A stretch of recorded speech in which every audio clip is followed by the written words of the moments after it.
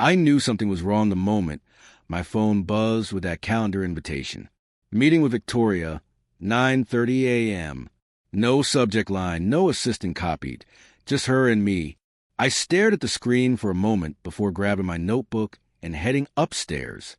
Victoria's office was glass-walled and pristine, as always. She barely looked up when I entered. "Close the door," she said, flipping through a folder with my name on the tab. She wasted no time getting to the point. "I heard you took a sick day last Friday." I nodded. Yeah, I wasn't feeling great. Her eyes locked onto mine. "And by not feeling great, you mean you were interviewing a competitor?" My stomach didn't churn. My hands didn't tremble. I had been expecting some kind of move like this. "I don't know where you're getting that," I said, my voice completely steady. She held up a piece of paper. "Let's not play games, Ethan. You met with the Crossline CEO. Word gets around." She then tossed the paper on the desk as if it were indisputable proof. I didn't deny it. She leaned forward. "After everything this company has done for you, this is how you repay us? Sneaking around to go behind our backs." I wanted to laugh. Everything they had done for me? Like what? Underpaying me for 6 consecutive years and leading me on with empty promises? Instead, I simply said, "I've worked hard here. I've brought in millions. If that's not loyalty, I don't know what is." She shook her head, as if disappointed in me. "We're terminating your employment, effective immediately." I stood up without a word. No argument, no pleading. I shook her hand out of pure habit. "Thanks for the opportunity," I said, just loud enough for her to catch the hint of sarcasm in my voice. Security was already waiting by the elevator when I stepped out. Downstairs, I packed my belongings into a cardboard box while security loitered nearby, as if I might pocket a stapler. My colleagues said nothing, just those awkward glances and the quiet clicking of their mice. 6 years of my life condensed into one sad box. My coffee mug, a few pens, and a framed photo of my dog. Not even a goodbye card. As I was sliding the box into the back of my truck, my phone buzzed again. An unknown number. A text message. "Ethan, let's move our final conversation to this afternoon. 2 p.m. Mark Tolan." I read it twice, and a smile broke across my face.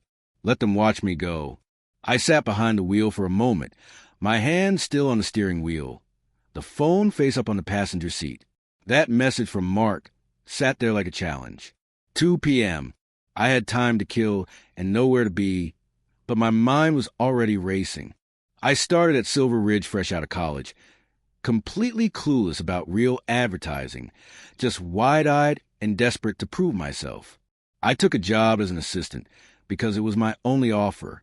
$30,000 a year, a shared desk, fetching lattes, and building PowerPoint presentations I never received credit for. I stayed late every single night, not because anyone asked me to, but because I wanted to be the person they couldn't ignore. 2 years in, I finally got my chance. A junior representative quit in the middle of a campaign, and I stepped in. No training, no warning, just here's the client. Don't mess it up. I didn't. I completely nailed it. From that point on, I became the cleanup guy. Every account that was on the verge of collapsing, they handed it to me, and I fixed it every single time. By my 3rd year, I was managing my own portfolio. By my 4th, I was landing major clients. Then came Crossline Systems. That was the game changer. Their initial launch campaign was a disaster. A botched rollout, weak messaging, and a client about to walk away. The account was practically dead. Victoria handed it to me as if she were doing me a favor. "Just do what you can," she said. "We're probably losing it anyway." I worked nights and weekends for a month, rebuilding the entire campaign from scratch. My roommate at the time barely saw me. I pitched the client a new vision in a rented hotel conference room because the company wouldn't pay for a proper venue. 3 weeks later, Crossline signed a full-year contract. It was our biggest deal. My reward? An email from Victoria with 3 words, "Nice save, Ethan." After that, it was as if I had a target on my back. I wasn't just a guy who fixed things. I was a guy they expected to always fix things. No credit, no raise, no support. The first time I asked for a pay raise, they said, "We're still stabilizing from a new lease." The second time, "Let's talk again after Q4. We're looking long-term." The third time, "We value you, Ethan. We just need everyone to be patient." Meanwhile, Victoria pulled up in a brand new Escalade with the dealer plate still on. They moved us into a downtown office with floor-to-ceiling windows and an espresso bar no one asked for. Somehow, there was always money for plants, leather chairs, and catered lunches for upper management, but never for raises. I kept telling myself it would pay off eventually, that if I just worked harder, they would see it, that maybe I hadn't waited long enough. But that last year was when it truly hit me. I landed a massive renewal for Crossline. A 3-year deal, an expanded budget, and new product lines. I walked into Victoria's office thinking, this is it. I've earned it. There's no way she can ignore this one. She smiled and nodded through my pitch, then said, "Let's circle back on comp after the holiday break." That was in May. I walked out of her office, closed the door behind me, sat at my desk, and opened LinkedIn. I updated my resume and sent a message to an old client contact I trusted. That night, I didn't even eat dinner. I sat on my couch, staring at the ceiling, replaying it all in my mind. Every late night, every lie, every meeting I was passed over for. It all finally added up to one undeniable truth. They were never going to reward me. They were never going to see me as anything but the guy who cleaned up their messes and then disappeared so someone else could take the credit. So, yes, I took a sick day.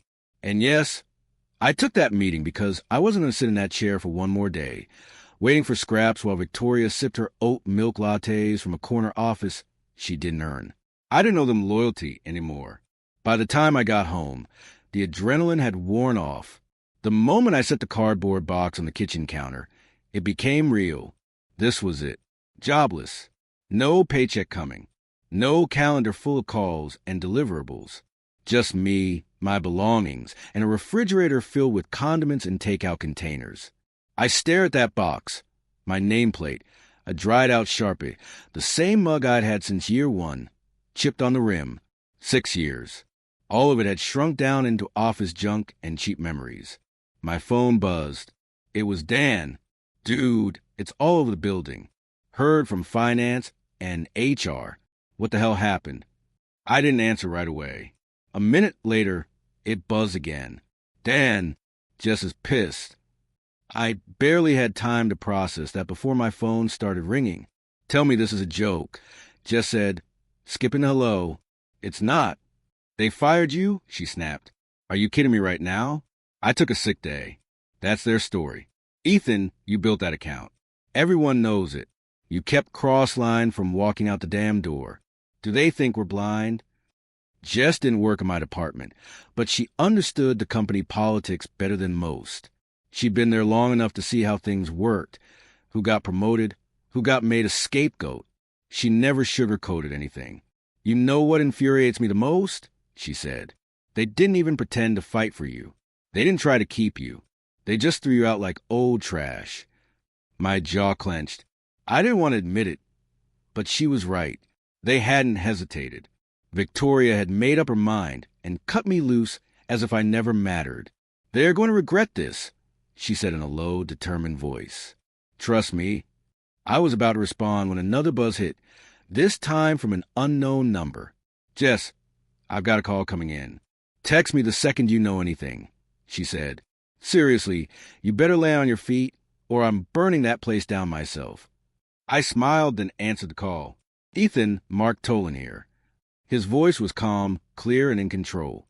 "Given recent events, I'd like to accelerate our job discussion. Can you be here by 2? "I'll be there." I hung up and looked down at myself.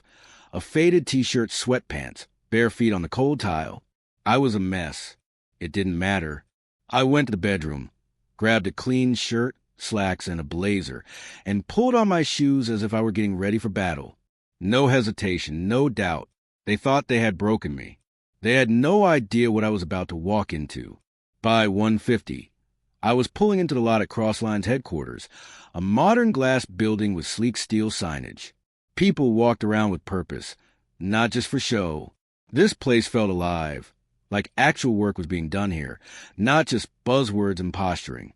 I stepped into the lobby and gave my name. A receptionist with a Bluetooth headset smiled, then waved me through as if she already knew who I was. Mark Tolan was waiting in the upstairs lounge, in a slim-fit shirt with his sleeves rolled up, a tablet in hand. No assistant, no nonsense. He stood as I approached and shook my hand. "Ethan, thanks for coming in on such short notice. I appreciate the invitation." He nodded toward a glass wall meeting room. "Let's talk in here." The moment I sat down, he got right to it. "So I got a call this morning. Victoria from Silver Ridge." "Of course," she did. "She informed me that you were terminated, effective immediately. Then she made it very clear she'd be taking over our account personally." I didn't flinch. "Sound about right." He raised an eyebrow. That line didn't sit well with me at all. He set his tablet down and leaned in. "The truth is, we've been uneasy with Silver Ridge for a while now. Inconsistent service, poor turnaround times. But we stuck with them because of you." I didn't say anything, just let him continue. "You've always understood our brand better than anyone else we've worked with, and we've noticed when your fingerprints are missing."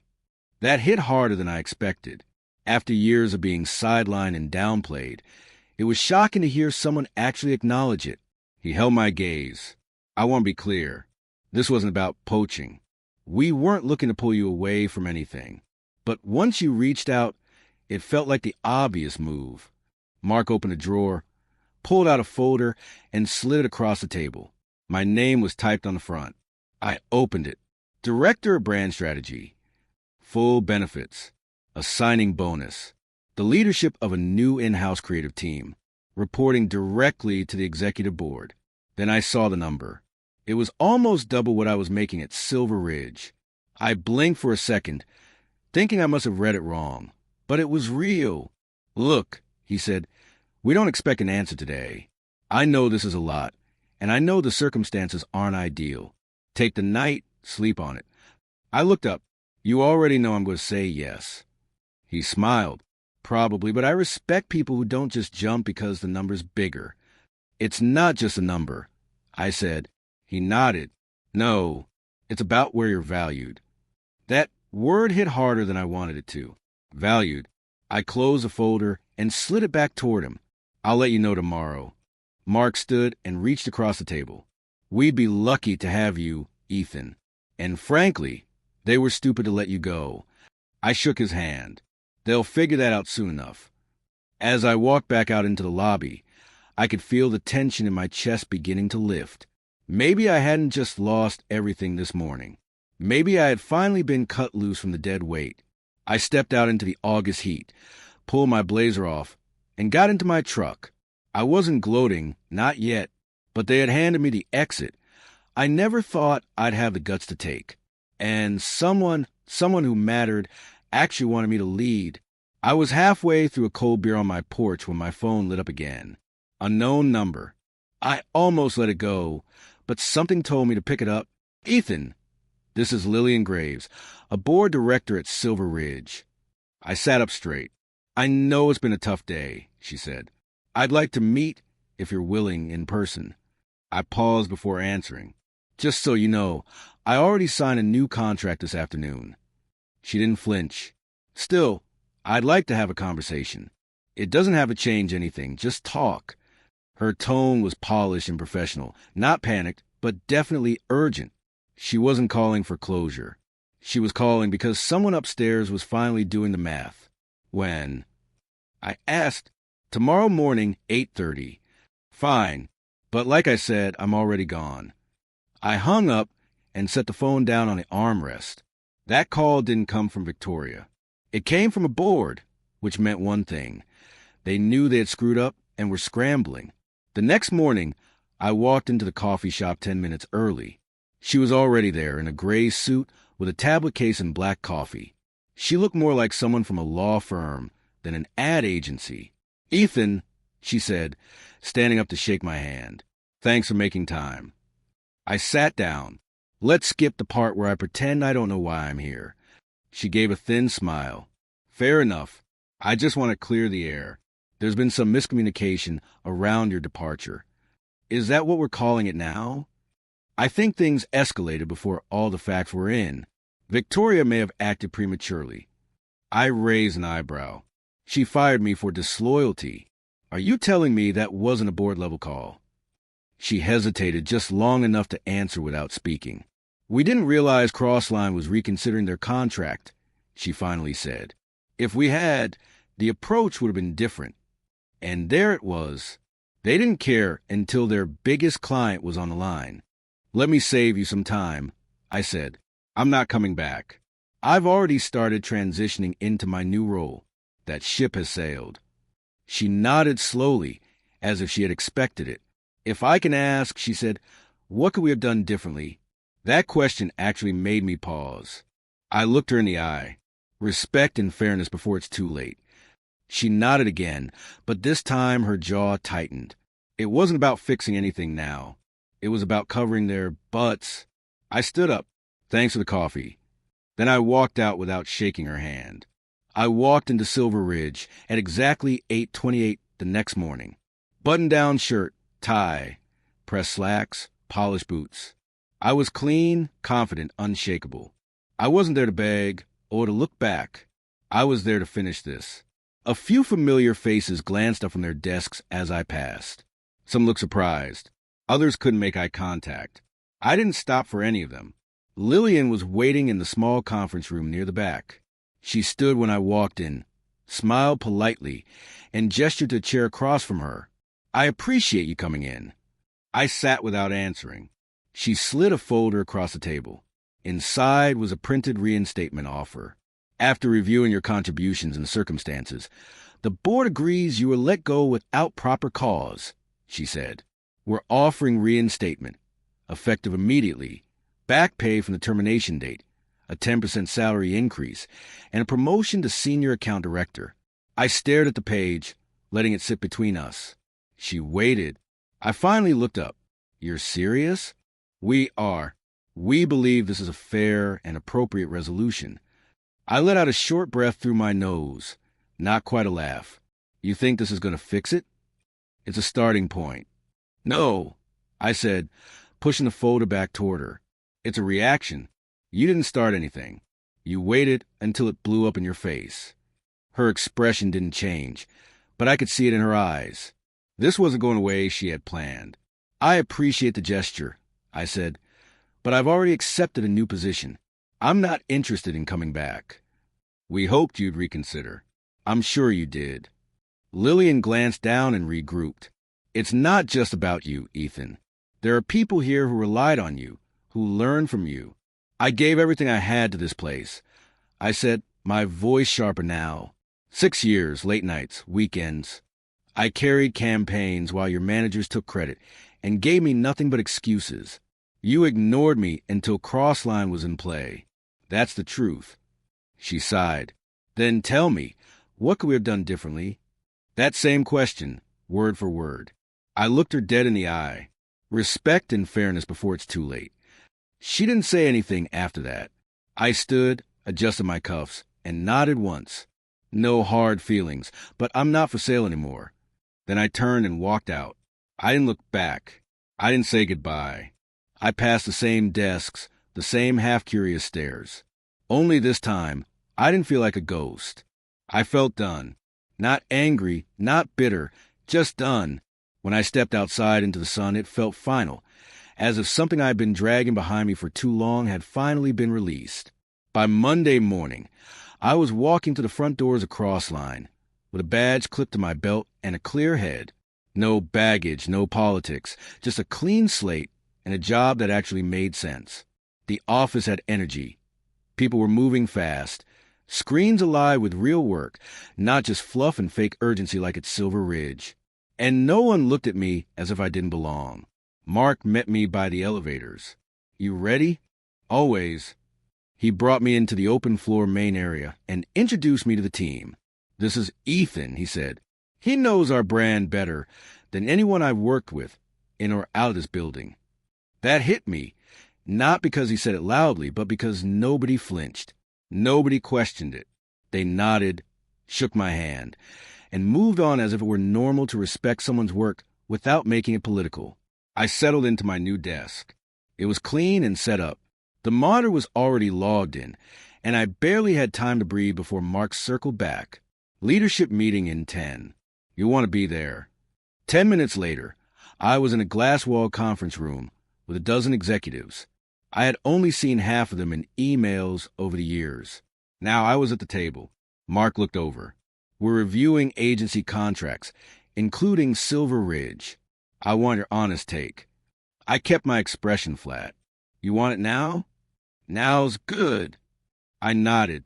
Silver Ridge had a few strong years, but lately, the work's been uneven. Inconsistent deadlines, a lack of clarity. Their creative has been slipping. Someone across the table asked, "Is that tied to recent personnel changes?" I shrugged. Could be. I can't speak to what's going on internally now. All I can tell you is the deliverables weren't holding up. No emotion, no bitterness, just the truth. Another executive leaned in. If we reevaluate, what should we be prioritizing? Consistency, communication, and follow-through. You need a team that understands the brand and doesn't just sell you on pitch decks. Mark nodded slowly. I appreciate the clarity. Nobody questioned it. Nobody challenged me. That moment told me everything. I wasn't there to play politics or tiptoe around egos. I was finally in a room where what I knew actually mattered. After the meeting, one of the VPs walked up and said, "Good input.